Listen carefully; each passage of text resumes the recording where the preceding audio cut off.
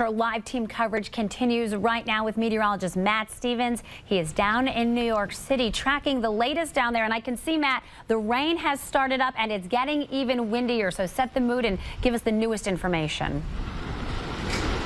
Yeah, that's right, Lisa. Very good morning to you once again. The rain has just begun here, literally in the past 15 seconds. So as we were setting up for the live show, I said, uh-oh, here it comes. And that rain, I got to tell you, it is helping to cool off the atmosphere a little further. Right now, the temperature has dropped to the low 50s. I got 52 degrees here in Battery Park. What I want to show you, of course, if you're familiar with New York City, Battery Park is at the south end of Manhattan. First things first, I'm going to direct my photojournalist down. The water level has risen pretty significantly since we've been on the air this morning. That makes sense. We are heading towards the morning high tide. That's going to be at about 8:30 this morning. That's not the biggie. We could have some flooding with that, and we are projected to have some flooding of Battery Park with that 8:30 high tide. However, the big one, the big astronomical high tide that everybody's talking about is coming up tonight, just a little after 8:50. I believe just shy of 9 o'clock this evening. That's the big one. Obviously picking up the wind right now. Got a wind gust up over 24 miles an hour on the handy-dandy Kestrel 3000. You can probably hear the caution tape flapping behind you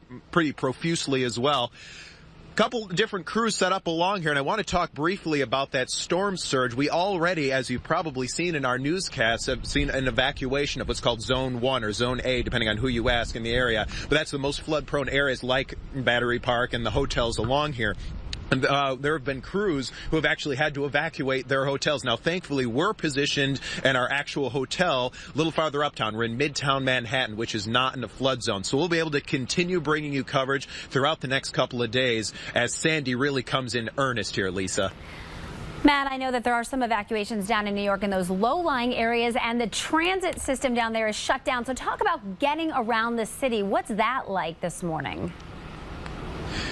Lisa, it was very interesting. I'm glad you asked that. I couldn't believe it. I've never seen New York City so dead in my life. Louis Carpel, my photojournalist, and I were driving at about 4 o'clock this morning, just cruising down Fifth Avenue, no problem. It was pretty impressive that we were able to do that. And a couple of course, the avenues run north-south in Manhattan, streets run east-west. So we were cruising on one of the avenues southbound. Once we got down towards Battery Park, we did start to see signs up. We did start to see caution tape. Police were lining the street right next to Battery Park. Thanks to our media credentials, of course, we were able to get in here to Battery Park, but I'm suspecting as this tide comes up, we may be asked to leave. So we're going to gather all the footage we can and ship it back upstate to CNY Central. All right, Matt, thanks so much. I'm following you on Twitter, and please be very safe down there as you cover this storm. You and Louis, be safe, okay?